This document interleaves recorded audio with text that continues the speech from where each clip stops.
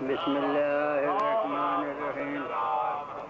الحمد لله رب العالمين، والصلاة والسلام على سيد الأنبياء والمرسلين أبي القاسم محمد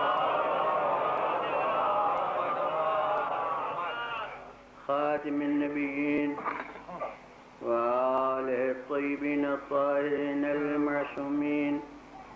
أما بعد، فقد قال الله سبحانه في كتابه المبين وهو أصدق الصادقين: هل أتى على الإنسان حين من الدهر لم يكن شيئا مذكورا. صلوات.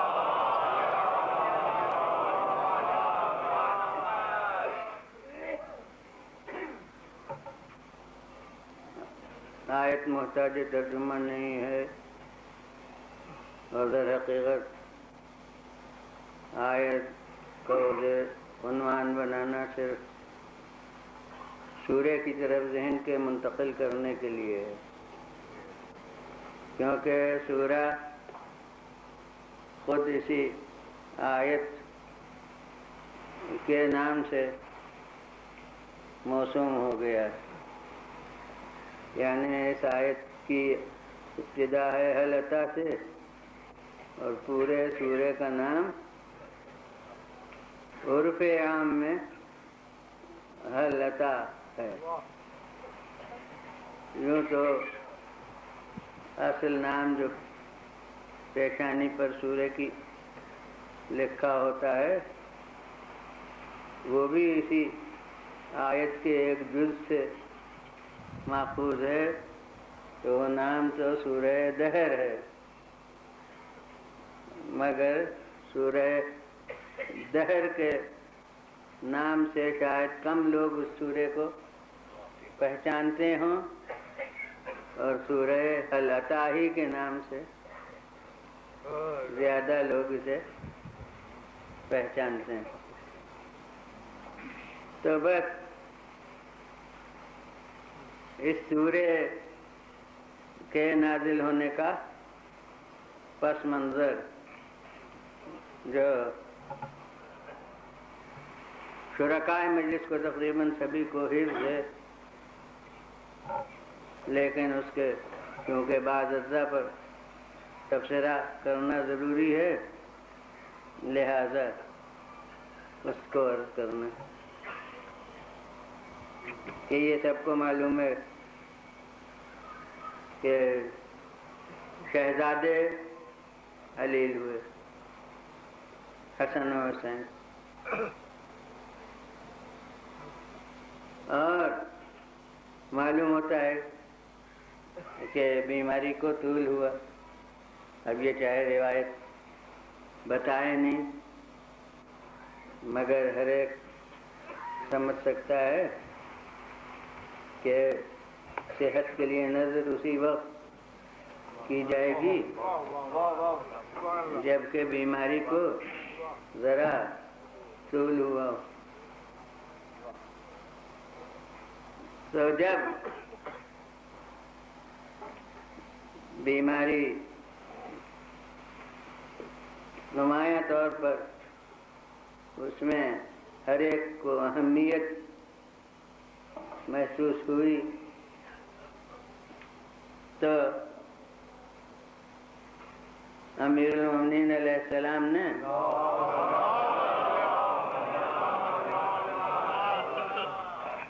نظر فرمائی، اور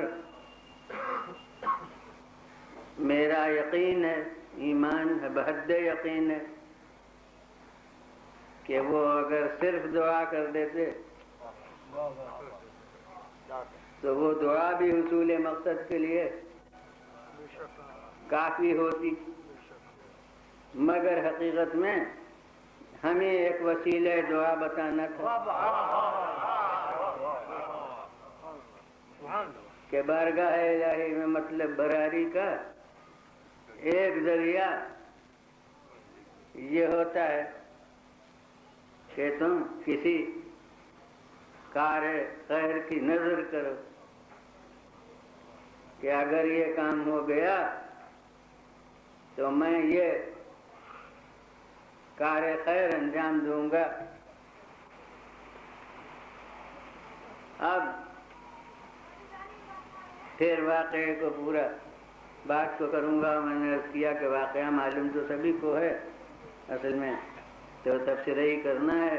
اس کے بعد اجزا پر تو بہت سے آیات ہیں. ایک یہ جو خصوصیت سے کسی محل پر ہمیں معلوم ہے کہ نازل شدہ ہیں، مگر دنیا انہیں ایک عام وصف بنا دیتی.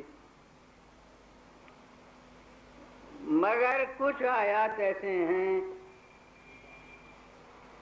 کہ خود مضمون آیت یہ بتاتا ہے کہ یہ کسی خاص واقعے سے متعلق ہے، یعنی وہ عام وصف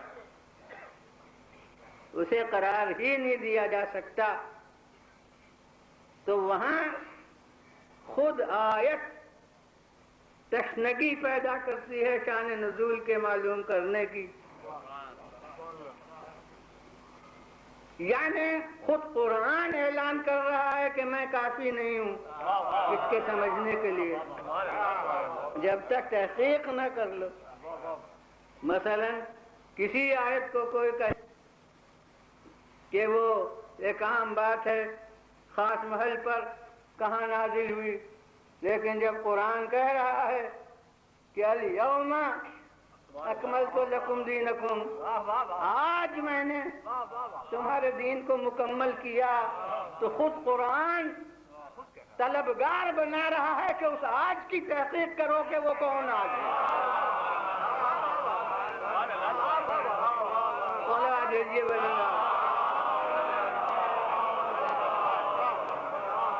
پھر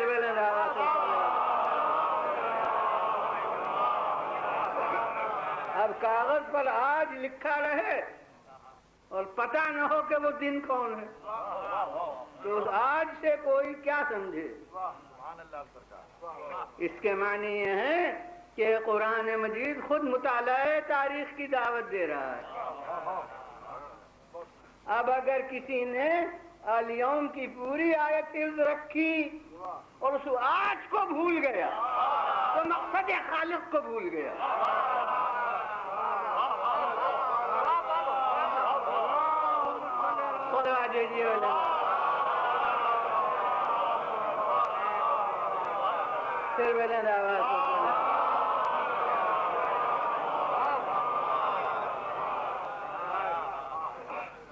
اسی طرح سے مثلا انما ولیکم اللہ ورسولہ والذین آمنوا الذین یقیمون الصلاة ویؤتون الزکاة وہم راکعون. تمہارا ولی اللہ ہے اور اس کا رسول ہے اور وہ مومنین ہیں. اب مومنین کی لفظ تو عمومیت رکھتی ہے، لوگ کہیں گے کہ بحمداللہ سبھی مومنین.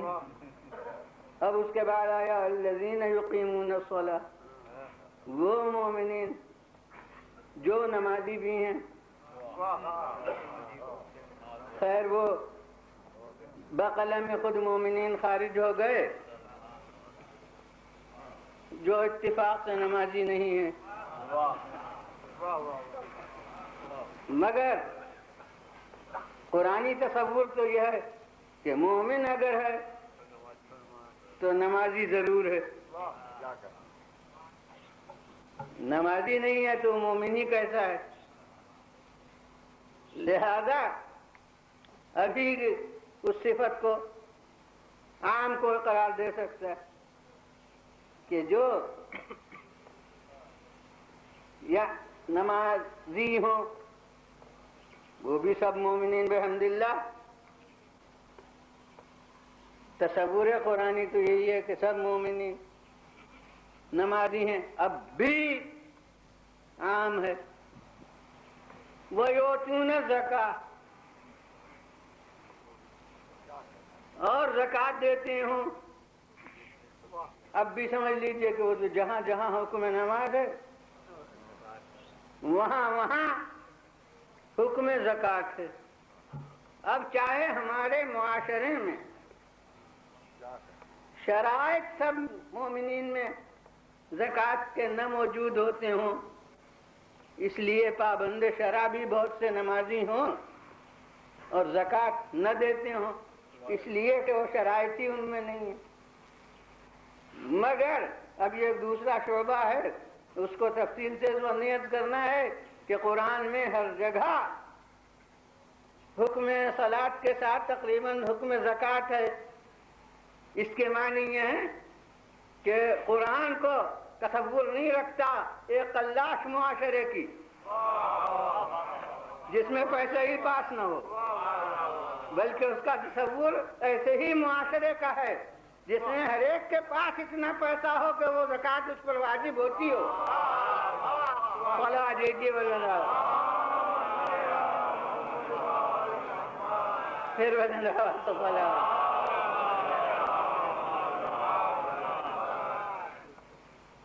تو بہرحال جہاں تک کہ یؤتون زکاۃ آیا ابھی تک عام سمجھ لیجئے،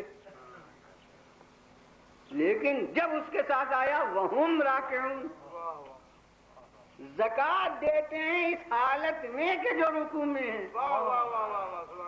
تو اب تو میں ہر مکتب خیال کی فقہ کی کتابیں ڈھونڈ رہا ہوں، ورق گردانی کر رہا ہوں، اور کہیں مجھے نظر نہیں آتا کہ کوئی نماز کی قسم ایسی بھی ہوتی ہو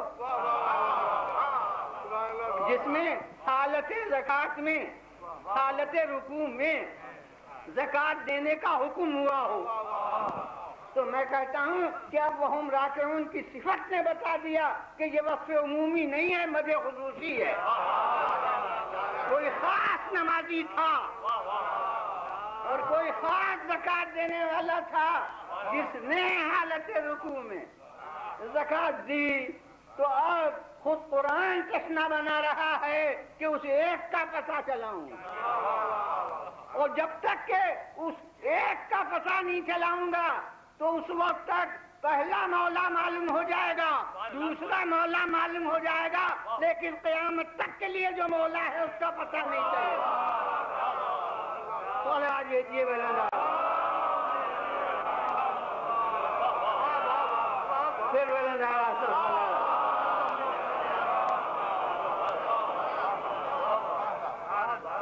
تو خود مضمون آیت بتا رہا ہے کہ حکم عام نہیں ہے بلکہ کوئی خاص ہے جس کے لیے یہ وصف ثابت ہوا ہے، اور اسی کا تعارف مد نظر ہے۔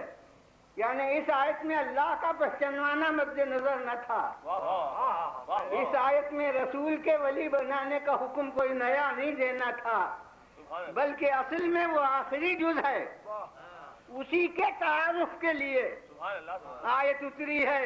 تو کہیے نام کیوں نہ لے دیا؟ یاد رکھیے کہ بلا طلب کوئی شے ملے تو نظر تغافل ہو سکتی ہے، اور ڈھونڈ کے ملے تو لگا بھیجیے وغیرہ پھر بلند آواز سے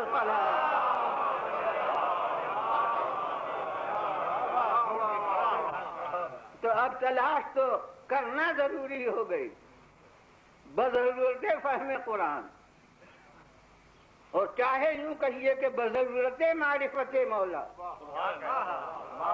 اب تو ضرورت ہو گئی اس شخصیت کے پتہ چلانے کی کہ جس نے یہ غیر معمولی عمل کیا جو جزء قرآن بنا، اور جب تک جزء قرآن نہ بنتا کوئی کہتا کہ حالت رکوع میں زکوٰۃ دینا یہ رجوع قلب کے خلاف ہے، لیکن جس کی نماز ہے وہ اس عمل کو اتنا پسند کر رہا ہے کہ قیامت تک کی ابدی کتاب میں اسے جز بنا رہا ہے۔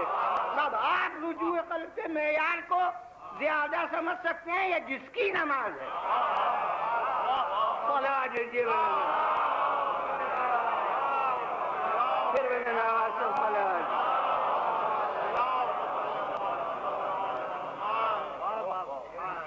تو اس کے رجوع قلب میں تو کوئی شبہ کی گنجائش ہی نہیں ہے۔ اب جو دیکھا دیکھی آیت کو طلب کرنے کی خاطر یا منصب کے حصول کی خاطر یا اس وحدت میں شرکت کی خاطر انگوٹھیاں دیں تو میں کہتا ہوں کہ پھر انگوٹھی بھی جائے گی، نماز بھی جائے گی۔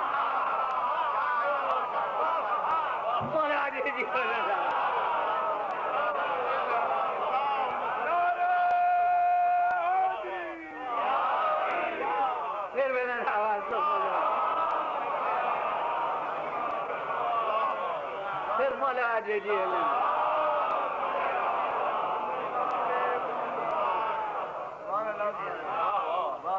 تو ویسے ہی یہ صورت ہے کہ صاحب یہ جو وصف ہو رہا ہے سورے میں، اس کو خصوصی مدح جب تک نہ سمجھا جائے اس وقت تک الفاظ قرآن کے سمجھنے میں اطمینان نہیں ہوتا۔ اب ایسا کوئی حکم نہیں ہے خاص کہ تم نظر کیے ہی کرو۔ میں سمجھتا ہوں کہ فیصدی کتنے بڑے پرہیزگار لوگ ہوں گے کہ عمر میں انہوں نے کبھی کوئی نظر نہیں کیے۔ نظر کرنے کا کوئی حکم نہیں ہے کہ تم نظر مانا ہی کرو۔ ہاں نظر کرو تو پھر وفا ضرور کرو، لیکن نظر نہ کرو تو کوئی ترک واجب کیسا ترک مستحب بھی نہیں ہے، نہ کوئی وجوبی حکم ہے نہ کوئی استحبابی حکم ہے کہ تم نظر ضرور مانو۔ جی نہیں، عمر بھر میں آدمی کوئی نظر نہ کی ہو، اس نے کوئی ذمہ داری اس کے وفا کی نہیں جب نظر ہی نہیں کی، تو نظر کرنا کوئی احکام اسلام میں نہیں ہے۔ تو یہی کوئی وصف عام نہیں کہ آدمی نظر ہی کرے۔ پھر نظر بھی کرے تو یہ سب اس پر گزرے کہ نظر جب پوری کرے تو کوئی یتیم بھی آئے، کوئی اسیر بھی آئے، کوئی مسکین بھی آئے، اور وہ پھر کھانا بھی انہیں کھلائے، تو ذرا بھی کوئی اگر فہم قرآنی میں عام سمجھ سے کام لے تو بھی اس کی سمجھ میں آئے گا کہ یہ تو کوئی خاص روداد ہے جو سنائی جا رہی ہے، یہ کوئی عام تعریفیں نہیں ہیں۔ لہذا آیت تو خود بتاتی ہے کہ کوئی روداد ہے۔ بس اب میری عادت نہیں ہے ممبروں پر چیلنج دینے کی، مگر اس کو کوئی چاہے چیلنج اپنی لفظوں میں سمجھے، میں لفظ چیلنج نہیں کہتا، نہ کہنے کی خاطر کہہ رہا ہوں، یہ کہنے کو کہ میں یہ لفظ اس کو میں صحیح نہیں سمجھتا ہوں، مگر میں کہتا ہوں کہ صاحب الفاظ قرآنی بتا دے رہے ہیں کہ یہ کسی جماعت کی گزری ہوئی روداد ہے، کسی جماعت کی کسی وقت کی سرگزشت ہے، جسے قرآن اپنی ابدی کی دستاویز میں پیش کر رہا ہے۔ تو اب دنیا کوئی روداد مجھے سنائے یا جو میں سنا مجھے سنے، اگر کسی کے پاس کوئی دوسری روداد ہو ان آیات کے مرکز کے لیے تو وہ روداد سنائے۔ بہرحال کوئی تو جماعت ہے جس کا یہ وصف خاص ہے اور جس کے عمل کا یہ نقشہ ہے جسے قرآن مجید نے پیش کیا ہے، تو اب دنیا بتائے کہ وہ کون جماعت. اب صرف پیشانی پر مکیہ لکھ دینے سے ذہن ہٹائیے اس منزل سے. تو یہ مکیہ و مدنیہ لکھنا تو آپ کے قلم کی بات تھی. اب ہمیں تو سورے کے مضامین سے دیکھنا ہے کہ وہ مکیہ ہے یا مدنیہ ہے، اور نہ جانے آپ نے کس غرض سے مکیہ لکھ دیا ہو. صلوات بھیجیے بلندہ.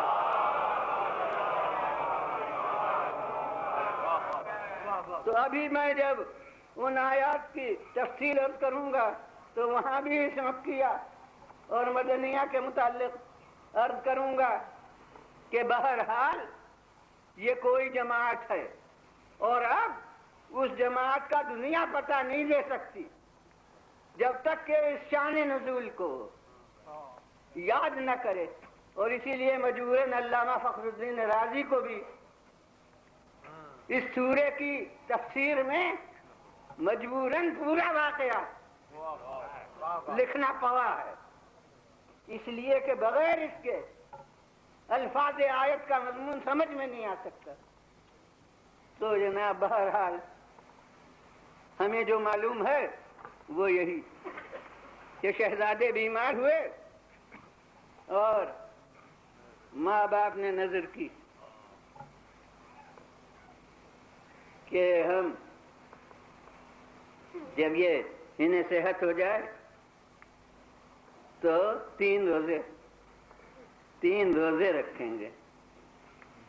اصل نظر روزوں کی تھی کہ 3 روزے ہم رکھیں گے.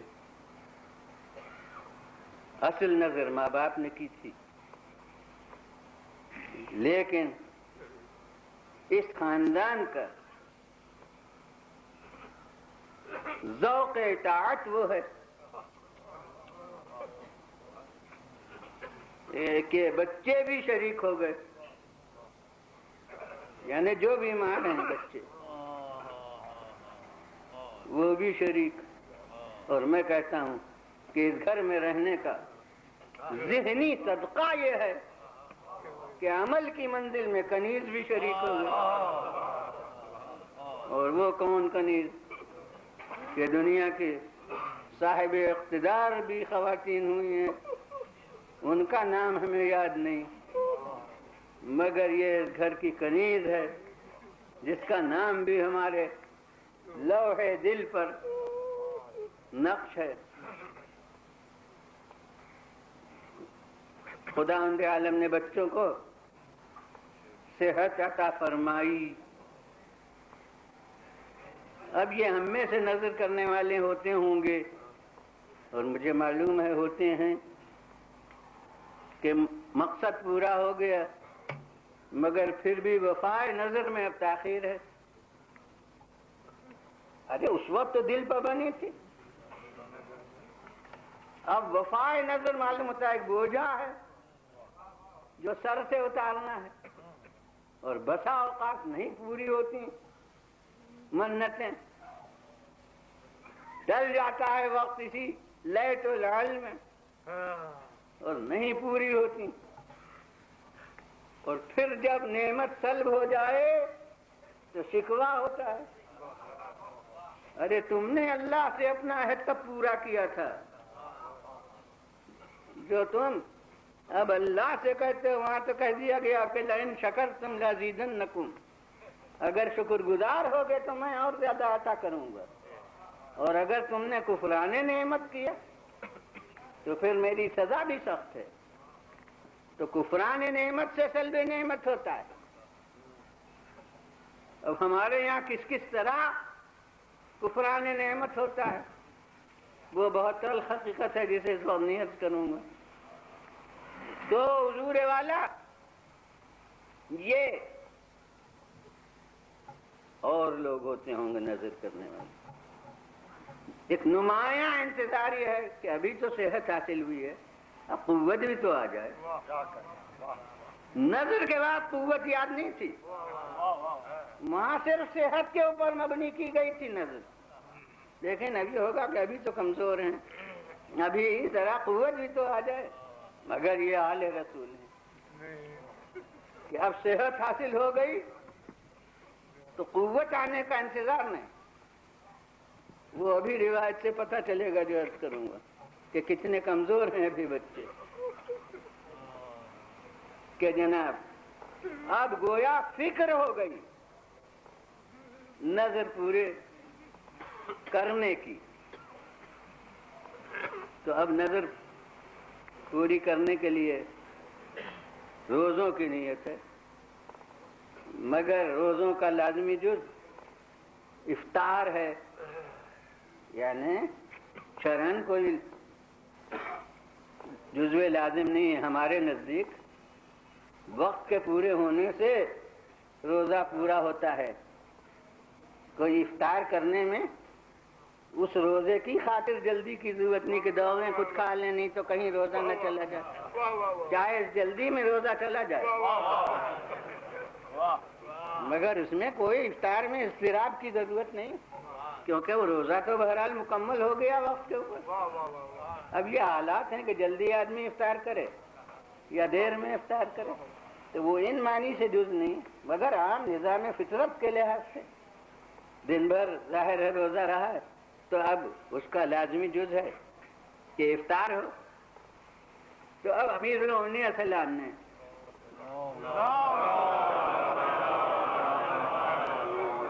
میں تو سمجھتا ہوں کہ ان روزوں کی رعایت سے کہ معلوم ہے کہ 3 دن کے روزوں کے ہمیں نظر، لہذا روز کہاں جا کے انتظام کیا کریں گے. اب ایک ہی دفعہ 3 دن کے روزوں کے افطار کا سامان کر لیں. یہ بس مولا نے گویا سہولت عمل اختیار فرمائی. تو اب اس گھر میں جس طرح انتظام ہوا کرتا تھا اس طرح انتظام کیا کہ ایک یہودی کے یہاں تشریف لے گئے اور اس سے اجرت کے اوپر صوف حاصل کیا کہ یہ درست کیا جائے گا اور اس کی اجرت اتنی مقدار میں غلہ ہے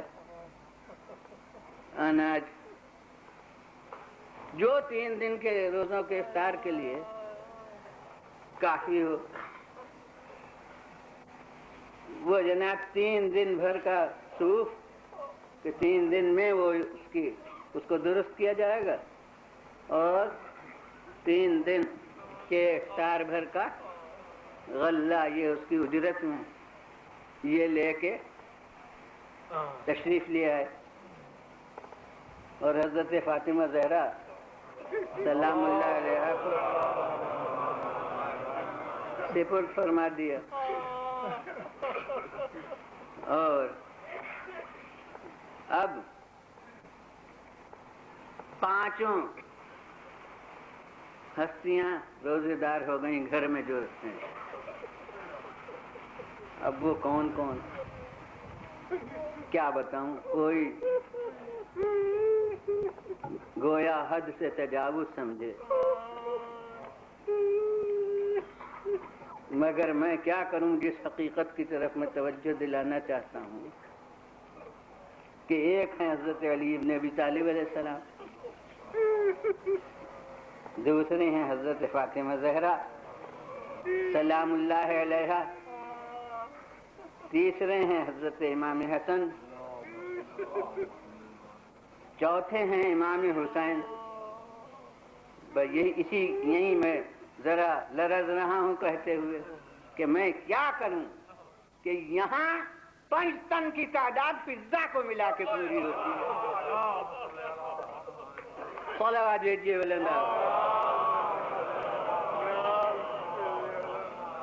پھر بلند آواز سے صلوات.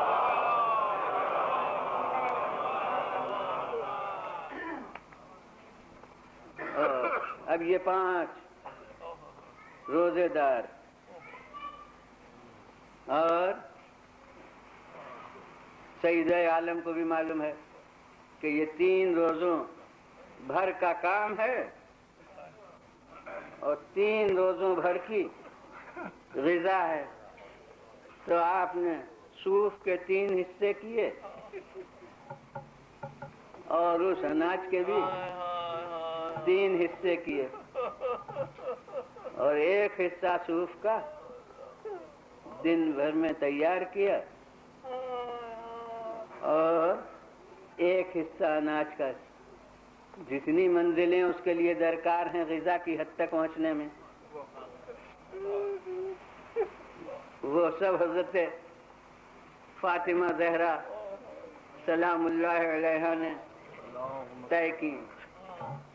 اور اب یہ وہاں کے میرے ایک دن کے موضوع سے متعلق چند جملے ہیں جو عرض کر رہا ہوں کہ اب کون کہہ سکتا ہے کہ یہ غذا جو منہ تک جائے گی اس میں علی کی محنت نہیں شریک ہے یا فاطمہ زہرا کی محنت نہیں شریک ہے؟ یقیناً جو غذا منہ تک جائے گی اس میں مولا کا عمل بھی دخل رکھتا ہے اور حضرت فاطمہ زہرا کی محنت بھی دخل رکھتی ہے، مگر بس تقسیم عمل کی مثال قرار دے دی ہے، پیش کر دی ہے کہ دیکھو عمل میں دونوں شریک ہیں، مگر تقسیم عمل ہے کہ گھر کے باہر کا جتنا کام ہے وہ علی کا عمل ہے اور گھر کے اندر کا جتنا کام ہے وہ فاطمہ زہرا کا عمل ہے۔ اور یہی وہ مثالی معاشرہ تھا جس کے لیے ضرورت تھی کہ رسول کے کارخانے نبوت میں 2 آپس کے زوج ایسے ہوں کہ جن میں سے ہر ایک کا عمل ایک طبقے کے لیے مثال بن سکے، اور یہ اس وقت تک نہیں ہو سکتا تھا جب تک زوجین عصمت کے دائرے میں نہ ہوں، ورنہ ایک کا عمل نظیر بنے گا دوسرے کا مثال نہیں بنے گا۔ اس کے لیے ضرورت تھی کہ علی ہوں اور فاطمہ ہوں اور دونوں کی شادی ہو اور یہ دونوں ایک رشتے میں پرو جائیں۔ اور اب ایک اور حقیقت کی طرف آپ کو توجہ دلاؤں جو جانی پہچانی ہے کہ عبد المطلب تک ایک رہے تھے۔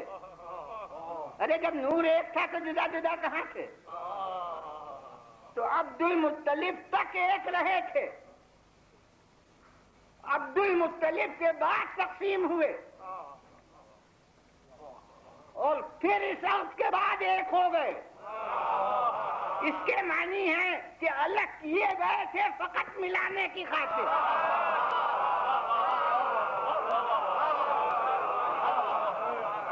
صلوات بھیجیے مولانا۔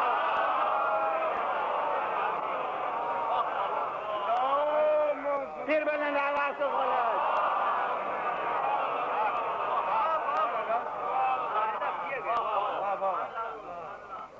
ضرورتاً الگ کیے گئے تھے کیونکہ عبد المطلب کی منزل میں اگر الگ نہ ہوتے تو ان کے آئین شریعت کے روح سے پھر متحد نہیں ہو سکتے تھے۔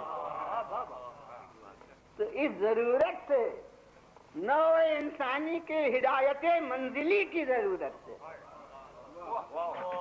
اس وقت سے پیش بندی خالق نے کی تھی، اس وقت سے الگ الگ کیا تھا۔ اس کو جو نور ایک چلا آ رہا تھا اس کو 2 ٹکڑوں میں تقسیم کیا تھا تاکہ ان کا 2 ہو کے 2 طبقوں کے لیے نظیر بن کے پھر متحد ہو جائے۔ صلوات بھیجیے بلند آواز، پھر بلند آواز سے صلوات۔ اور یہ جناب ہمارے ہندوستان کے دیہاتوں میں رواج ہے۔ ہم بھی تو جناب غفران مآب کے پہلے تو دیہاتی کہتے نصیر آباد ضلع رائے بریلی ہمارا، جسے اب تک بھی کبھی کبھی وطن کہتے ہیں کہ وطن جانا ہے، تو نصیر آباد کو ہم لوگ سب وطن کہتے ہیں، تو وہ دیہاتی تو ہے، تو اس لیے دیہات کے تقاضے مجھے معلوم ہیں، دیکھے ہوئے بھی ہیں، اور اکثر لوگوں کو معلوم ہوں گے کہ جب شادی ہوتی ہے اور اس کا بلاوا جاتا ہے تو اس وقت میں کچھ افراد ہیں جن کو دونوں طرف کے شجرے معلوم ہیں، تو وہ پھر کئی پشتوں تک کا شجرا دونوں طرف کا کہہ کے بلاوا دیتے ہیں کہ وہ لڑکا جو فلاں کے بیٹے ہیں فلاں کے بیٹے ہو، وہ فلاں کے بیٹے اور وہ لڑکی جو فلاں کی بیٹی ہے فلاں، اس طرح کئی پشتوں تک. تو اب یہاں تو مجھے معلوم ہے کہ وہ کس قسم کے لوگ ہوتے ہیں، وہ پیشہ ور ہیں کہ جو مقرر ہیں اسی کام کے لیے، جب انہوں نے ہر خاندان کے حجرے ضرورتاً حفظ رکھے ہیں. اب یہاں تو درزی بن کے بھی ملک آیا کرتا، تو یہاں بھی ہر کام تو فرشتے ہی کیا کرتے ہیں. لہذا فرشتے جو آئے ہیں خالق کی طرف سے اس منزل کے اوپر، ان کو لڑکے کا خاندان بھی بتانا ہے اور لڑکی کا خاندان بھی بتانا ہے، مگر خاندان کے لیے اسے کہیں دور تک کا شجرہ حفظ نہیں کرنا ہے. جبرائیل امین یہی پیغام لاتے ہیں کہ زوج النور من النور، پر نور کی نور سے شادی کر دیجیے. یعنی دولہا کا خاندان بھی نور ہے اور دلہن کا خاندان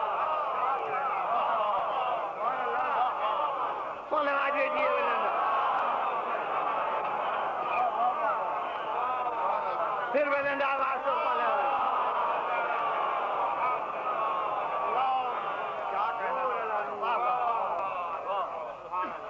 اور اسی لیے اس نور کا مظہر جو آخری آیا ہے اور جو ابھی پردے کے اندر ہے، اس کے پشت پر بقلم قدرت لکھا ہوا ہے کہ یریدون ان یطفئوا نور اللہ بافواہہم. ارے ان لوگوں نے بہت چاہا کہ اللہ کے نور کو بجھا دیں اپنی پھونکوں سے، مگر خدا کو اسے جسے باقی رکھنا ہو اسے قیامت تک باقی رہتا ہے. اور اس کی اتفاق سے آپ کو شوق ہے تاریخ نکالنے کا کہ تاریخ ولادت بھی نور تھی. صلوات بھیجیے بلند، پھر بلند آواز سے صلوات. تو جناب والا اب وہ حسن اور حسین، خالق نے قرآن میں ایک اور لفظ کے ساتھ دونوں کا پتہ دیا، مرج البحرین یلتقیان، دو دریاؤں کو. وہ فرشتے کی زبان تھی، اس نے نور کہا، اور خالق نے اسے کہا کہ بحر ہے، یہ بھی بحر ہے وہ بھی بحر ہے. ہم تو ندیوں کے معنی میں دریا کہتے ہیں، مگر حقیقت میں فارسی اور عربی میں دریا اور بحر سمندر کو کہتے ہیں. یعنی نہ اس کی تھا کسی کو معلوم، نہ اس کی تھا کسی کو معلوم، نہ اس کے فضائل کی کوئی حد، نہ اس کے فضائل کی کوئی حد. تو اس نے خاندان دونوں کا بتایا نور، خالق نے دونوں کو بتایا کہ دونوں دریا، دونوں بحر، اور وہ لامحدود ذات عالم امکان میں اسے لامحدود دیکھ رہی ہے. اور اب جو برآمد ہیں نسل کے تو یخرج منہم اللؤلؤ والمرجان، وہ موتی ہیں کہ جو برآمد ہوئے ہیں ان دونوں دریاؤں سے. تو اب اس میں وہ سب شریک ہیں اس عمل میں، یعنی وہ علی ہیں اور وہ فاطمہ ہیں. اور اب انہوں نے کردار کی منزل میں یہ مثال قائم کی کہ دیکھو، یہ نہ سمجھنا چاہیے کہ اسلام نے کسی ایک طبقے کو بیکار بنا دیا اپنے نظام کے روح سے، مگر ہر ایک کا کام اس کے نوعیت فرائض کے لحاظ سے. علی کا کام دروازے کے باہر تھا، گھر سے باہر، اور فاطمہ کا کام گھر کے اندر. اب جناب یہ دونوں کی محنت کا نتیجہ، اور دسترخوان بچھا اور افطار کا سامان آیا. وہ سامان کیا؟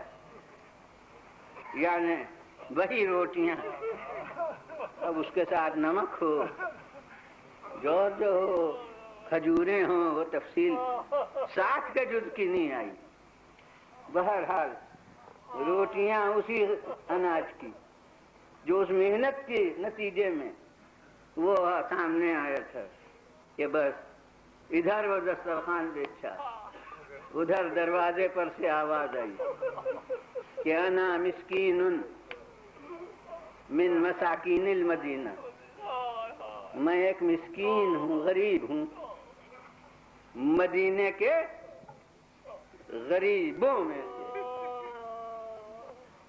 بھوکا ہوں، کیا میرا شکم سے کیا جائے گا؟ بس اب یہ جزیات راوی تھوڑی بتاتے ہیں، یہ بتقاضائے محل جیسے چشم دل سے نظر آتے ہیں کہ علی نے ہاتھ روکا، فاطمہ زہرا نے ہاتھ روکا، حسن و حسین نے ہاتھ روکا، گھر کی کنیز فضہ نے ہاتھ روکا۔ کیا علی نے ایک ایک سے کہا کہ تم بھی اپنی روٹی دے دو، تم بھی اپنی روٹی دے دو؟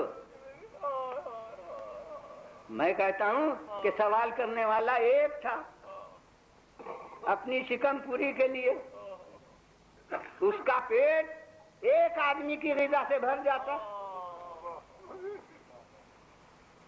ایک آدمی سوال کر رہا ہے اپنی شکم پوری کے لیے اور اس کو 5 آدمیوں کی غذا چلی جاتی ہے، تو کیا علی نے ہر ایک سے کہا تم بھی دو؟ ضرورت کیا تھی؟ وہ تو تنہا ان کی روٹی چلی جاتی، تب بھی اس کا مقصد پورا ہو جاتا، اس کا سوال پورا ہو جاتا۔ مگر اب شاعروں کی زبان میں کہوں کہ جیسے توارد فکر ہوتا ہے ویسے یہاں توارد عمل ہے۔ جب روح اطاعت میں سب ایک تھے تو منزل عمل میں جدا نہیں ہو سکتے تھے، اب ہر ایک اپنا ہاتھ روک رہا ہے، یعنی ہر ایک چاہ رہا ہے کہ میری روٹی جائے، تو اب تو علی مانے خیر ہوتے جو کسی کو روکتے۔ صلوات بھیجیے بلند آواز، پھر بلند آواز سے صلوات۔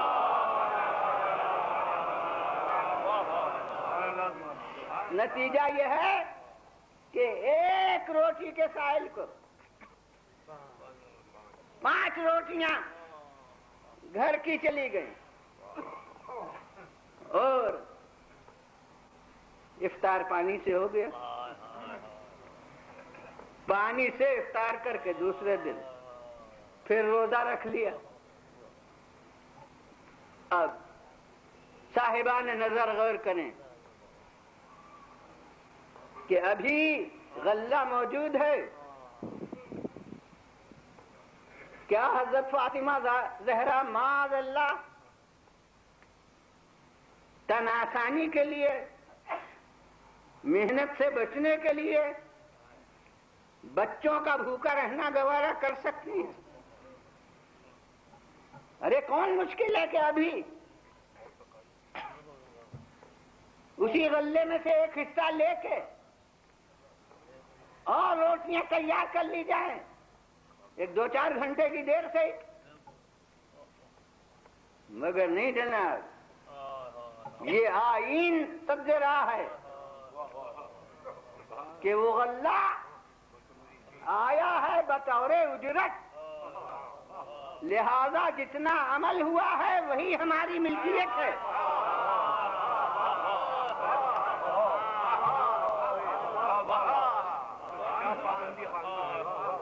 غلہ گھر میں موجود ہے مگر ابھی وہ اپنی ملکیت نہیں ہے،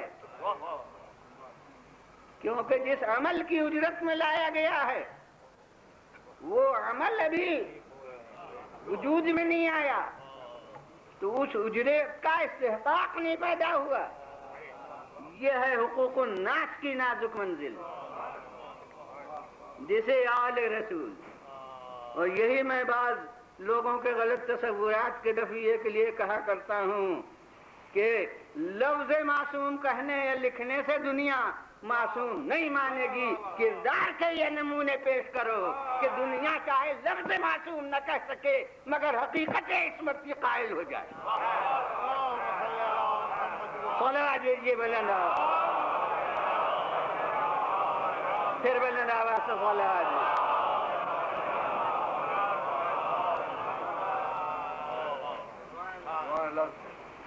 اب ظاہر ہے کہ دوسرا روزہ ہے بغیر غذا، اور پھر وہی سب منزلیں عمل کی طے ہوتی ہیں۔ تو امیر المومنین ایک ساتھ لا چکے ہیں، مگر فاطمہ زہرا کو تو اب آج کے حصے کا عمل کرنا ہے، لہذا پھر ایک دوسرا حصہ صوف کا آج تیار کیا گیا، اور ایک دوسرا حصہ جو غذا کا تھا اس کو تیار کیا گیا، اور اب افطار کا وقت آیا، اور اب جب افطار کے لیے غذا سامنے آتی ہے تو دروازے پر سے آواز آتی ہے کہ انا یتیم من یتام المدینہ، میں ایک یتیم ہوں مدینے کے یتیموں میں سے۔ اب آل رسول یتیم کی آواز سنیں اور انہیں قرارا ہے۔ اور جناب جو پہلے دن ہوا تھا وہی آج پھر ہوا کہ پھر یہ روٹیاں سب چلی گئیں اس یتیم کو، اور پھر پانی سے افطار ہوا، اور اب ہے تیسرا روزہ۔ تو ہر ایک اندازہ کر سکتا ہے کہ ہر روزے میں بھوک اور پیاس نہ سہی، حالانکہ بغیر غذا پانی جو ملے اس سے بھی تسلی نہیں ہوتی ہے، مگر غیر بھوک تو یقیناً دوسرے روزے میں پہلے روزے سے زیادہ، اور دوسرے روزے کے بعد تیسرے روزے میں اس سے زیادہ۔ اور اب آج جو دسترخوان بچتا ہے تو آواز کیا آتی ہے؟ اب میں کیا کہوں، کوئی روایت نہیں ہے جو میں مسترد کروں۔ قرآن مجید کی آیت ہے، اور شعراء شاید نہ مگر ادیب بھی ہوں گے، معنی بیان میں ایک صنعت ہے، لف و نشر مرتب، یعنی چند چیزیں ایک ساتھ اور ان کے متعلقات اسی ترتیب سے۔ ایک لف و نشر غیر مرتب بھی ہوتا ہے کہ وہ ان چند چیزوں میں کوئی پہلے اور کوئی بعد ہو، یہ بغیر اس ترتیب کے آ جائیں چند چیزیں، لیکن جب اسی ترتیب سے ہو تو اسے لف و نشر مرتب کہتے ہیں۔ جیسے پانی اور بجلی دو نام ایک ساتھ لیے اور پھر کہا برس رہا تھا، اس کا برسنا اور اس کا چمکنا۔ اب وہ برسنا متعلق ہے اس پہلے سے جس کا نام لیا تھا پانی، اور وہ چمکنا متعلق ہے اس دوسرے سے جس کا نام ہے بجلی، تو یہ لف و نشر مرتب ہے۔ تو اب یہاں جس ترتیب سے عمل ہوا تھا اس ترتیب سے قرآن میں اس کا بیان ہوا ہے۔ یطعمون الطعام علی حبہ مسکینا و یتیما و اسیرا، خواہش غذا کے باوجود یا اللہ کی محبت کے باوجود، یہ تفسیر میں دو احتمال ہیں کہ اس کی محبت میں یعنی خواہش غذا کے باوجود، یا اللہ کی محبت میں کیا ہوتا ہے، یطعمون کھانا کھلاتے ہیں، مسکینا و یتیما و اسیرا، مسکین کو، یتیم کو اور اسیر کو، یعنی جس ترتیب سے ان کا عمل اس ترتیب سے قرآن کا وصف۔ میں کہتا ہوں کہ وہ تو شاعر کے ایک کلام میں مثلا پہلے مصرے میں لف ہوتا ہے، دوسرے مصرے میں نشر ہوتا ہے، یہاں میں دیکھتا ہوں کہ لفظ ہے قرآن ناطق کے عمل میں اور نشر ہے قرآن صامت کے اوراق پر. صلوات دیجیے وزنا.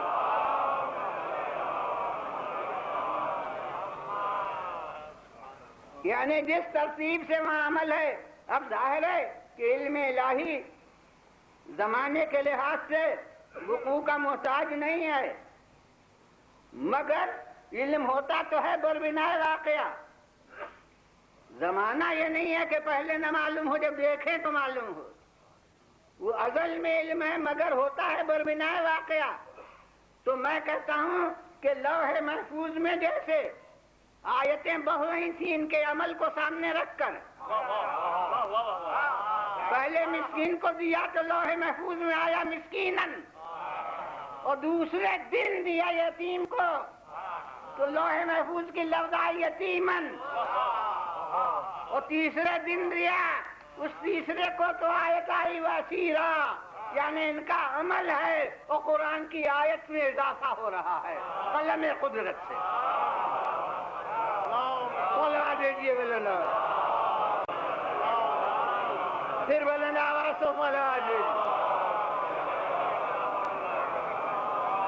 مگر اب ایک پہلو پر توجہ دلانا ہے، وہ کسی ماحول کا پابند نہیں ہے. جو حقیقت ہو وہ کسی خاص ملک سے تعلق نہیں رکھتی. قیمت تو عملی اس کی بہت زیادہ ہمارے ملک میں ہے، مگر جو پہلو ہے حقیقت کا وہ کسی ملک سے مخصوص نہیں ہے. میں کہتا ہوں کہ دوسری منزل میں ارتقا دکھا سکا اپنی لفظوں میں. پہلے دن مسکین آیا تھا، دوسرے دن یتیم آیا. میں نے کہا کہ بھلا آل محمد یتیم کی آواز سنیں اور قرار آئے. یہ بھلا کی لفظ سے میں نے ترقی دکھلائی کہ مسکین کی آواز پر خیر ہو سکتا تھا کہ قرار آ جائے، مگر یتیم کی آواز پر اور قرار آئے یہ ناممکن ہے. اور اب تیسری لفظ جو ہے اسیرن، اب یہ کچھ لوگ تو واقف ہوں گے، بہت سے نقطہ رس مفسرین نے اس پہلو پر توجہ کی ہے جو میں عرض کر رہا ہوں. بعض لوگ زیادہ وہ ہوں گے جن کے ذہن میں یہ نہ ہو جو عرض کر رہا ہوں، تو اب تحقیق کریں کہ اسیر ہر قیدی کو نہیں کہتے. اسیر کہتے ہیں قیدی جنگ کو، جنگ کے قیدی کو اسیر کہتے ہیں. اور اب مسلمان بتائیں کہ زمانہ رسول میں قیدی جنگ کیا مسلمان ہو سکتا ہے؟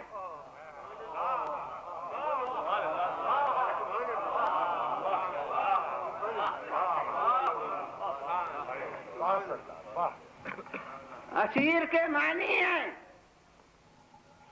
قیدی جنگ. اس سے ایک حقیقت کا پتہ چلتا ہے، پہلے دن مسکین تھا، دوسرے دن اسیر تھا، اور دھوپ کا طوفان بہوا ہے، مگر وہ سب حقوق ایمانی کا امتحان تھا. اور آخری دن جب خواہش غذا معراج کمال پر ہے تو آج حق انسانی کا امتحان ہے، حق ایمانی کا نہیں.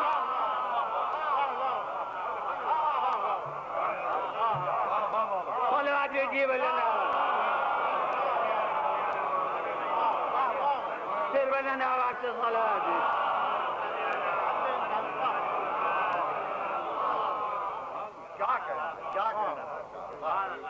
اور جس طرح اس یتیم کی آواز سن کے ہاتھ نہیں رکے تھے، جس طرح مسکین کی صدا سن کے قرار نہیں آیا تھا، اسی طرح آج اس صاحب حاجت انسان کی آواز سن کے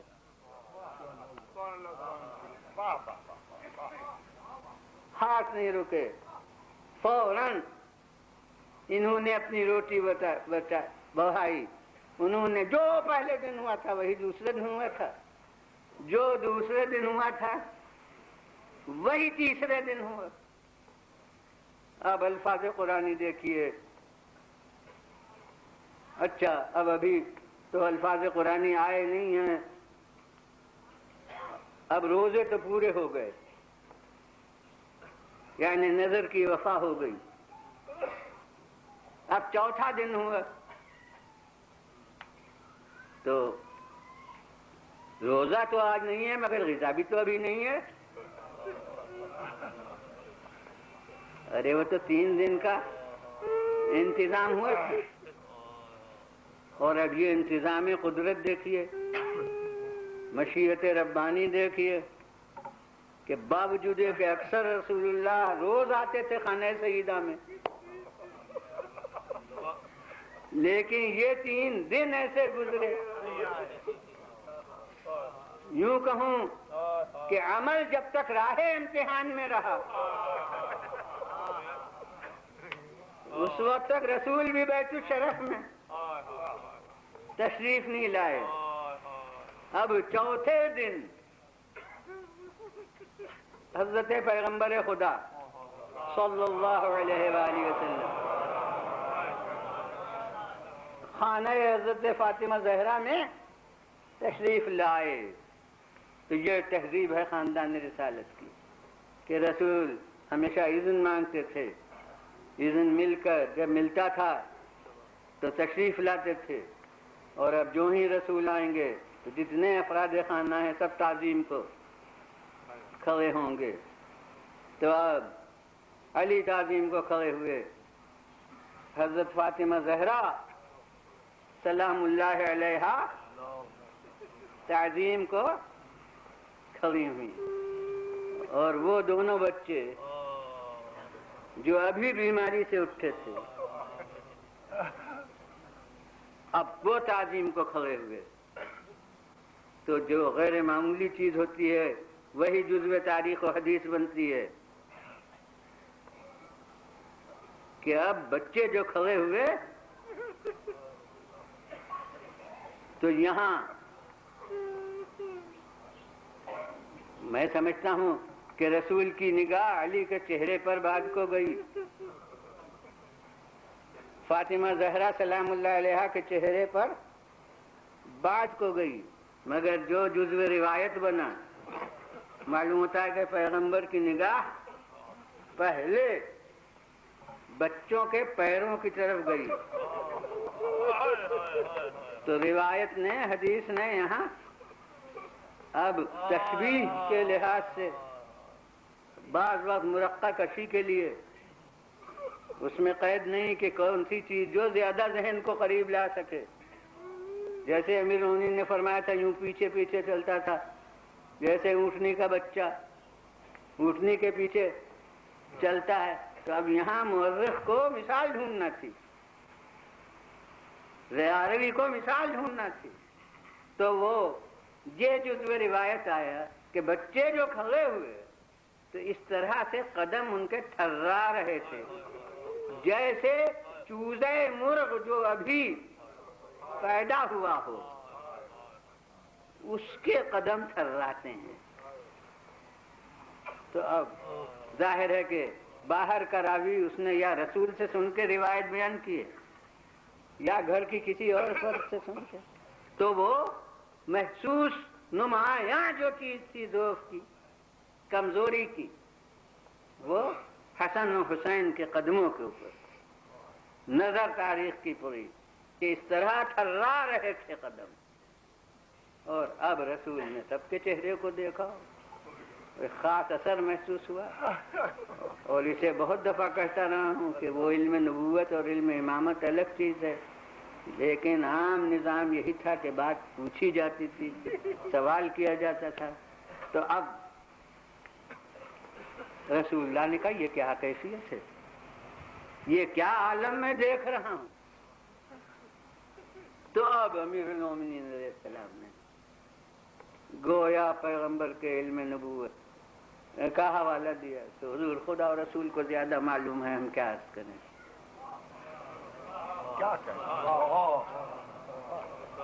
اب اس کیفیت کو سن کے آپ پر اثر ہوتا ہے تو رسول کے دل پر کیا گزری. اور آپ ذرا خاموش ہوئے. تو اب جبرائیل امین بسم اللہ سمیت 31 آیتیں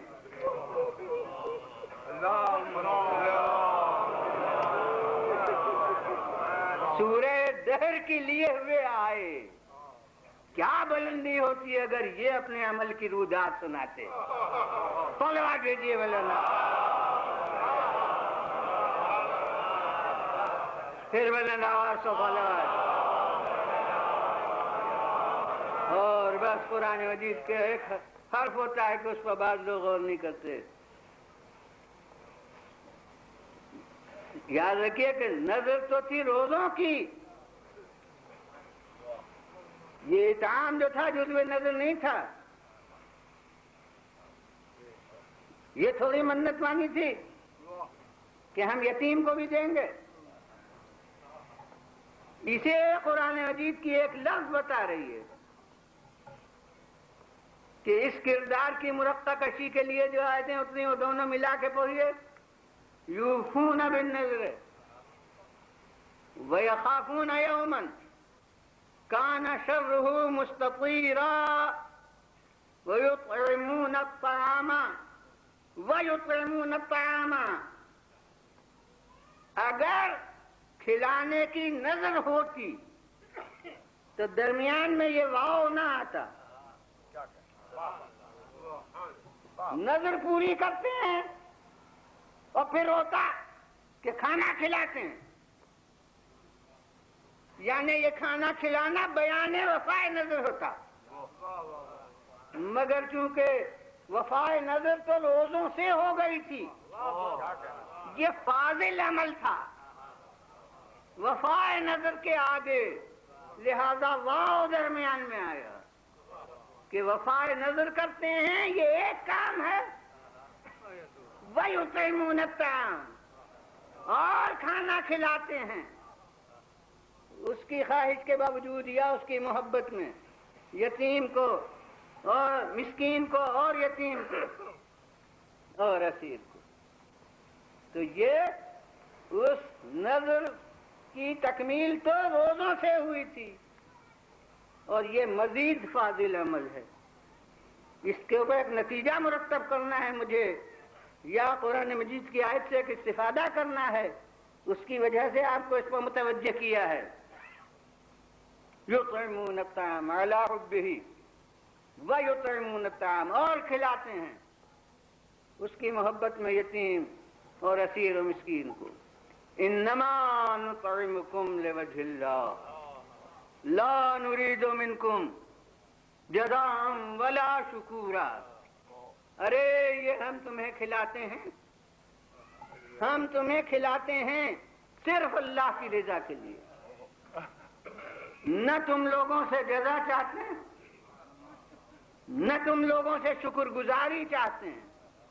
عام تصور یہ ہے کہ انہوں نے کہا یہ، مگر کیا انہوں نے کہا یہ؟ وہ سب اجتماعی طور پر کب آئے تھے؟ جو جمع کے صیغوں سے کہتے ہیں انما نطعمکم، ہم تم لوگوں کو کھلاتے ہیں، وہ لوگ کب آئے تھے؟ وہ تو ایک دن ایک عدد مسکین تھا، ایک دن ایک عدد یتیم تھا، ایک دن اسیر تھا تنہا تنہا. وہ اجتماعی طور پر کبھی آئے ہی نہ تھے. تو اب کیا ہے؟ ہم تمہیں کھلاتے ہیں صرف اللہ کی رضا کے لیے، نہ تم سے جزا چاہتے ہیں، نہ تم سے شکریہ چاہتے ہیں. اور ماشاءاللہ نکتہ رس لوگ ہیں، افراد ہیں کہ جس کو دیا جائے اس سے یہ کہا جائے تو اس میں بلندی بھی نہیں رہتی. ارے اس سائل سے کہا جائے کہ نہ تم سے جزا چاہتے ہیں اور نہ تم سے شکریہ کہتے ہیں. ہم میں سے کوئی سائل کو دینے والا تو یہ کہے گا نہیں. آل رسول سائلوں سے کہتے تو سائل کب ایک دم سے آئے ہی نہ تھے. نہیں، یہ زبان سے نہیں کہا تھا، یہ ان کے دل کی صدا تھی جسے خالق نے اپنے الفاظ میں جزو قرآن بنا کے اتار دیا. اور میں کہتا ہوں کہ گفتار و کردار اور نیت کا معصوم ہونا، اس سے بڑھ کے کیا ہوگا کہ نیت ہو بشر کی اور کلام بن جائے اللہ کا۔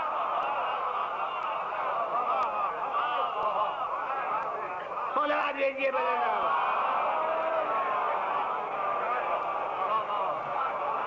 پھر بلند آواز سے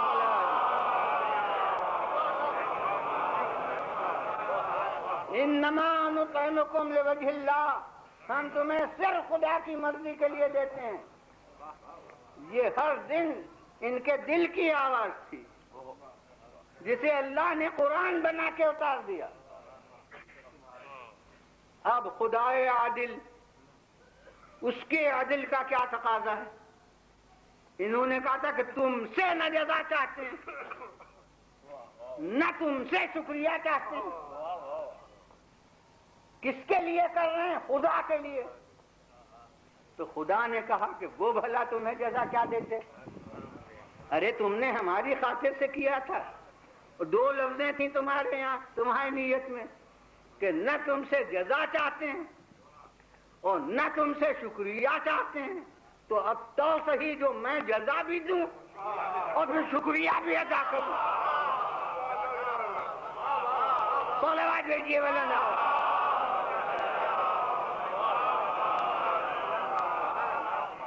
پھر بلند آواز سے صلوات۔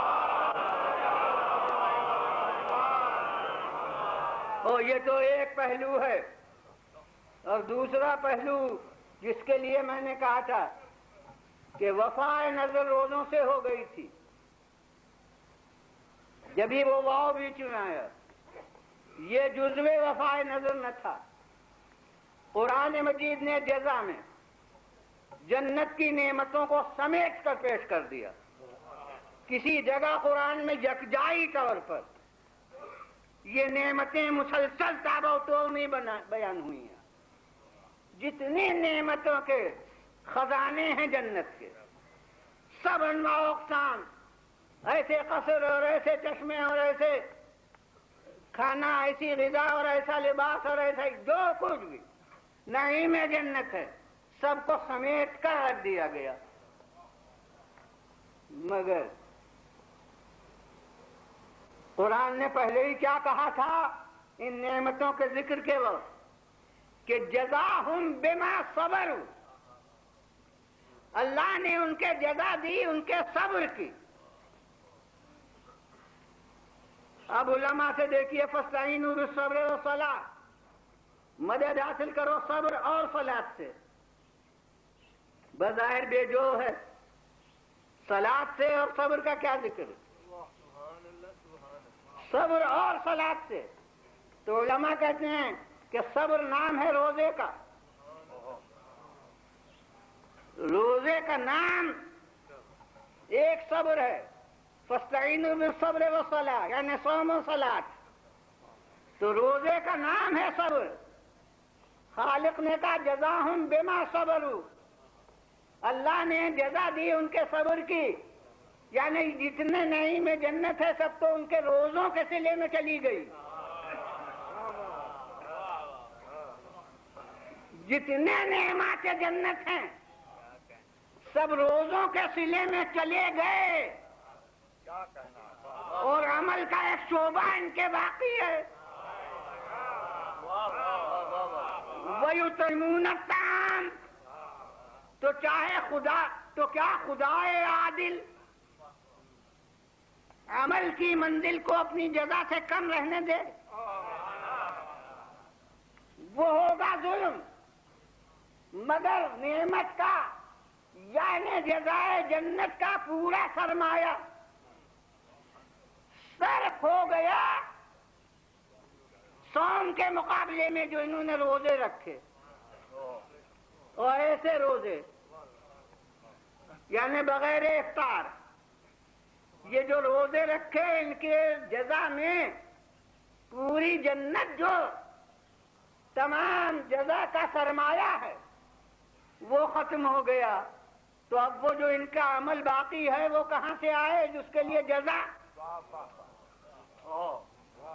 تو عادل خدا نے اب آخر میں کہا کہ ان ھذا کان لکم جزاء، اور جو ترجمہ میں کر رہا ہوں بے سمجھے نہیں، یہ نہیں کہا کہ ان ھذا جزاؤکم، یہ تو تمہاری جزا ہو گئی،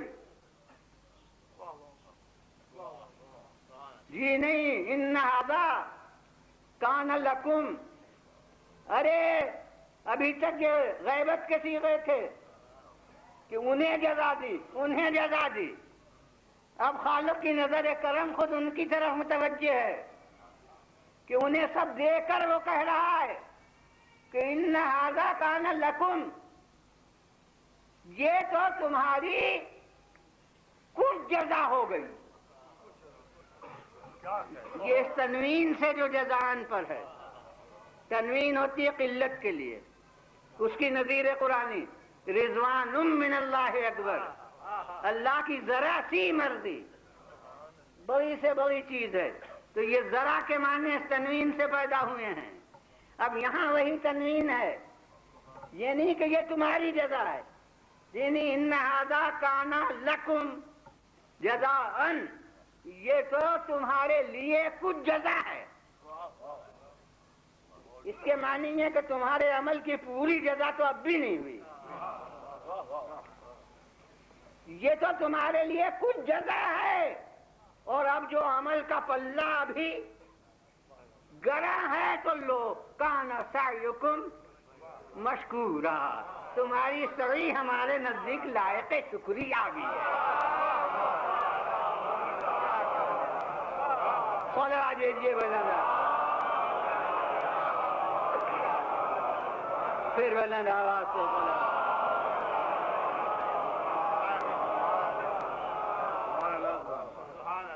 بس جناب، علماء نے نکتہ رسی سے کام لے کر غور سے دیکھ کے کہا ہے کہ سب نعمتیں جنت کی سمیٹ کر اکٹھا کر دی گئی ہیں سورہ دہر میں، مگر نعمات جنت میں اور جگہ ذکر ہے، اس سورے میں حور کا ذکر نہیں ہے۔ لباس ہے، چشمے ہیں، قصور ہیں، مگر اس سورے میں حور کا ذکر شروع سے آخر تک کہیں نہیں ہے، تو اس کے لیے سوچا تو یہی سمجھ میں آیا ہے کہ چونکہ صاحب کردار افراد میں فاطمہ زہرا بھی ہیں،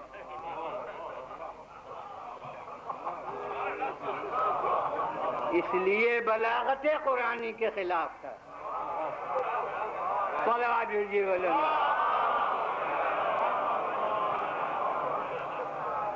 پھر بلند آواز سے بولا۔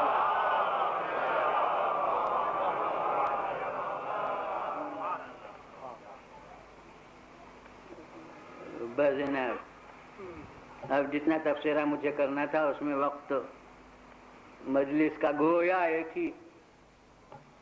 ایک ہی منقبت کے ذکر میں ایک روایت میں ختم ہو گیا۔ اب بس میں تو اب یہ کہوں گا کہ یہ کچھ ان کی تاریخ زندگی سے یہ 3 دن کی خصوصیت کچھ وابستہ ہے۔ باب فضائل میں یہ 3 ہیں روزے، اور باب مصائب میں وہ 3 دن ہیں کربلا والے۔ ان 3 دن میں کم سے کم بیچ میں پانی تو مل رہا تھا،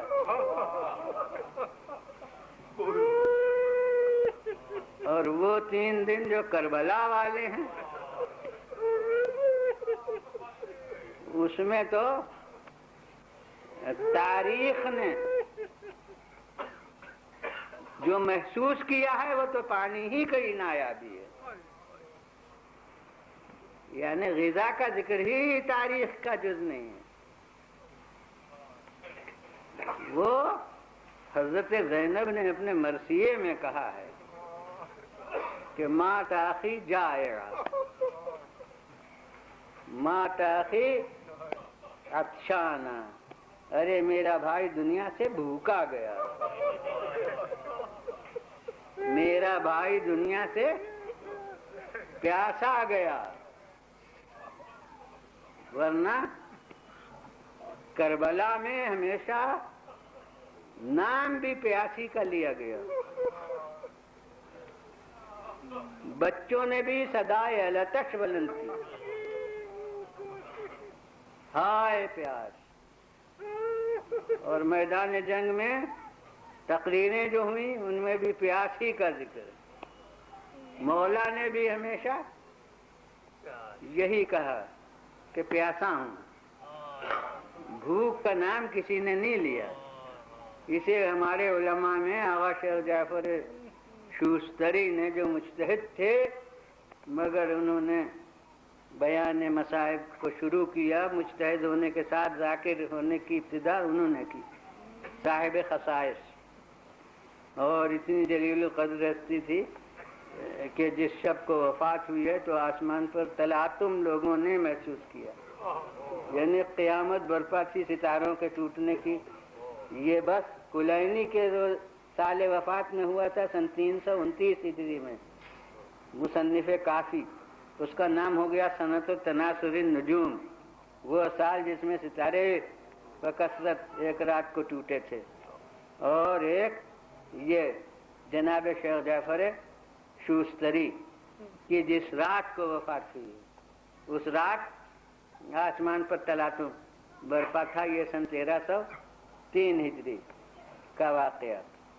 تو بڑی جلیل القدر ہستی تھی، انہوں نے خصائص میں لکھا ہے کہ ہمارے مولا جس طرح 3 دن کے پیاسے تھے اسی طرح 3 دن کے بھوکے بھی تھے، بلکہ شاید پانی سے پہلے غذا مفقود ہو، لیکن کربلا میں سوال آب تو طرح طرح ہوا، لیکن سوال غذا ایک دفعہ بھی نہیں ہوا۔ ان کا بات یہ ہے کہ انتہائی مصیبت کے باوجود بھی حسین کا کیا ذکر، ان کا کوئی بچہ بھی عزت نفس کی منزل سے نیچے نہیں اترا۔ پانی کا مانگنا عیب نہیں ہے،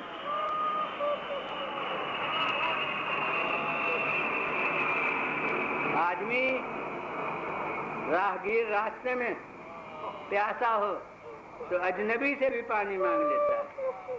پانی کا مانگنا ذلت نفس نہیں ہے، مگر سوال غذا یہ بلند نفوس کی شان کے خلاف ہے۔ کربلا کے میدان میں پیاس کا نام لیا گیا، بھوک کا نام کبھی نہیں لیا گیا۔ یہاں تک تو انہوں نے فرمایا ہے، اور میرا ضمیر کچھ آگے بھی کہتا ہے، میرا ضمیر یہ کہتا ہے کہ پانی بھی اگر ان کا جمع کردہ ذخیرہ ہوتا تو شاید مولا نہ مانگتے، کیونکہ اللہ کی بہائی ہوئی نہر سامنے تھی۔ تو یہ پانی کا سوال نہ تھا، حقوق انسانی کے لیے احتجاج تھا۔ یہی اصحاب نے تقریروں میں کہا ہے کہ ارے یہ نہر بہہ رہی ہے، اس میں سے نجس جانور تک آ کے غذا حاصل کرتے ہیں اور نہاتے ہیں، اور یہ رسول کا نواسا۔ تو یقیناً پانی طرح طرح سے مانگا، اور اب آپ کے سامنے تو واقعات ہیں۔ میں کہتا ہوں کہ پانی مختلف طرح مانگا، لیکن جس طرح مانگا وہ ہمیں معلوم ہے۔ یہ کہا کہ تمہارے نبی کا نواسا ہوں اور پیاسا ہوں، یہ کہا کہ علی و فاطمہ کا بیٹا ہوں اور پیاسا ہوں، ارے یہ کہا کہ تمہارا بلایا ہوا مہمان ہوں اور پیاسا ہوں، مگر یہ ایک دفعہ بھی مولا نے نہیں کہا کہ میں نے تمہیں پانی پلایا تھا، اس لیے کہ احسان کر کے یاد دلانا یہ بلند ظرفی کا تقاضا نہیں ہے۔ یہ تو کسی بچے نے کے آنکھیں نہیں کہا کہ ہم نے انہیں پانی پلایا تھا، یہ کیسے لوگ ہیں کہ ہمیں نہیں دیتے پانی؟ سکینہ تک نے نہیں کہا۔ یہاں تو احسان کیا جاتا تھا بھول جانے کے لیے، اسے یاد دلانا تھوڑی، وہ ہم نے کسی صلے کی امید میں تھوڑی کیا تھا۔ اور اہل عزا ہر طرح پانی مانگا، بلکہ جب سوال آب میں اپنی زبان نے کام نہ کیا تو بے زبان کی زبان سے بھی کام لیا، مگر یہ سوال غذا نہیں کیا۔ ہاں، زینب کبریٰ نے مرثیہ میں کہا، اور اہل عزا وہ تو میں نے کہا کہ وہ 3 دن تھے، اور یہ 3 دن کربلا کے بھی، مگر یہ 3 دن تو 7ویں سے اور 10ویں تک ہیں۔ اب زینب کبریٰ کب تک پیاسی رہی؟ جناب ام کلثوم کب تک پیاسی رہی؟ اور اہل عزا علی اصغر کی حد آتش بتا سکتا ہوں، مگر سکینہ کب تک پیاسی رہی؟ کوئی کہے کہ کب حد آتش، میں کہتا ہوں جب تیر آیا، تیر سے دور بڑھائی ہوئی، تیر سے سمجھیے پیاس بھی بجھ گئی، لیکن سکینہ کب تک تشنہ لب رہی؟ سال گزشتہ کی آج کی مجلس میں عرض کر چکا ہوں گا کہ مجھے تو تاریخ میں پتہ ہی نہیں لگتا کہ کھانا کب آیا اور پانی کب آیا۔ میری تو سمجھ میں یہی آتا ہے کہ بس جو پہرا بیٹھا تھا وہ اٹھ گیا، کیونکہ وہ شیر نہیں رہے جن کا ڈر تھا۔ اب فرات بہہ رہی ہے سامنے، جس پیاسے کا دل چاہے جا کے پانی پی لے۔ پھر کبھی غذا بھی آئی ہوگی جب فرصت ہوئی ہوگی، کبھی پانی بھی آیا ہوگا، مگر کب آیا میں یہ نہیں بتا سکتا، جزو تاریخ نہیں ہے، ایک عام روایت ہے، وہ جو آپ سنا کرتے ہیں وہ کہیں تاریخ میں ہے نہیں کہ کب آیا۔ اور میرے سامنے تو ایک دلدوز پہلو ہے کہ جو پیاسوں کی طرف آگ بھیجیں گے وہ بھلا پانی بھیجیں گے۔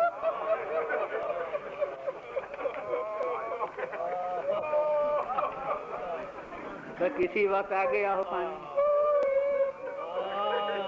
سال گزشتہ تو یہی شب کے حال پر میں نے شاید ختم کی تھی مجلس۔ اب آج تو 11 محرم کی تاریخ ہے، اور 11 محرم میں کہتا ہوں بڑے قیامت کا دن ہے۔ کوئی کہے کہ کیا عاشور سے زیادہ قیامت ہے؟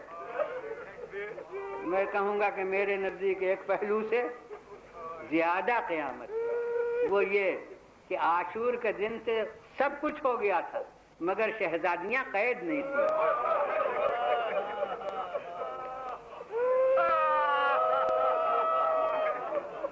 اور آج 11 محرم کو پہلا دن ہے کہ شہزادیاں اب قید ہو چکی ہیں، اور بس اب آخری جز ہے کہ یہ اور قیامت ہے کہ آج کربلا سے روانگی بھی ہے۔ کوئی کہے یہ کون خاص قیامت ہے؟ ارے پہلے مدینے سے روانگی ہوئی تھی، پھر مکے سے روانگی ہوئی۔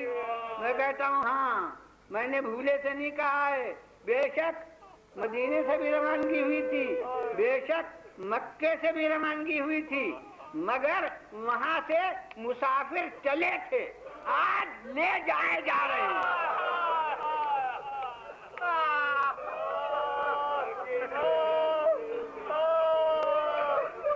اب آپ نے محسوس کیا کہ کیا قیامت ہے،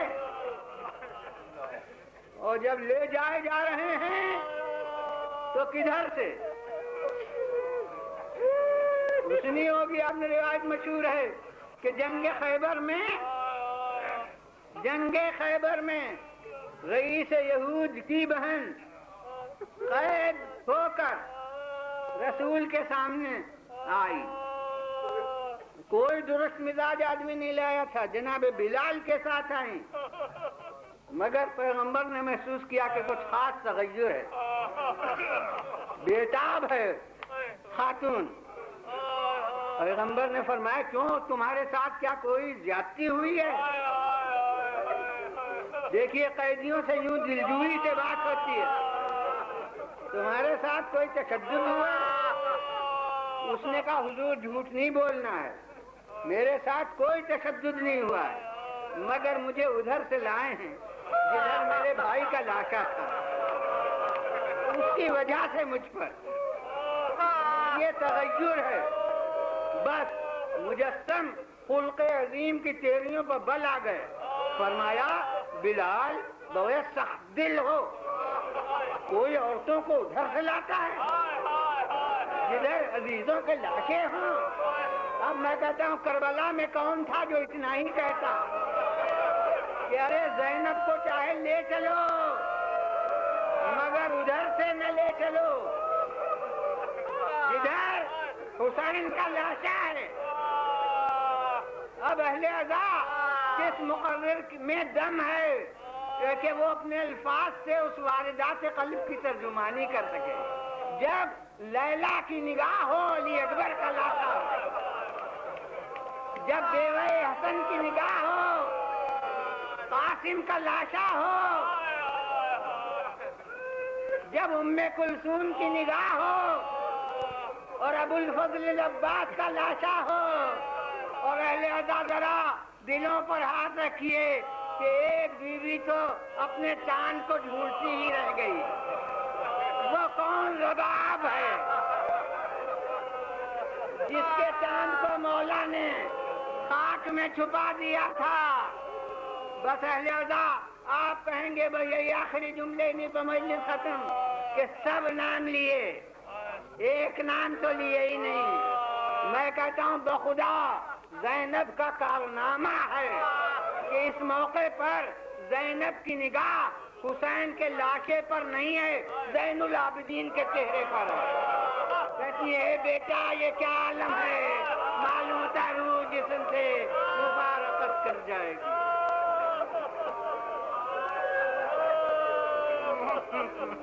ہمارے لیے آخرت کی منزل کوئی دنیا سے بہتر ہے۔ خداوندہ جو بیمار ہونے شفا صحت عطا فرما، انہیں رحمت و مغفرت سے مالا مال فرما۔ کسی بھی نقطۂ عرض پر جو جہاد حق میں مصروف ہوں ان کو فتح و ظفر عنایت فرما۔ خداوندہ اس اعزائے قلیل کو بانی مجلس سے اور ہم سے قبول فرما۔